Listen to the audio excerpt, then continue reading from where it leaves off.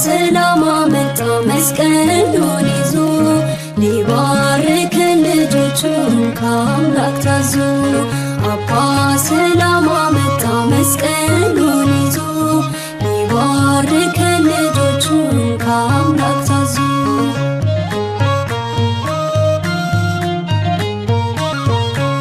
ቢከበንም በዙሪያችን ዘንዶ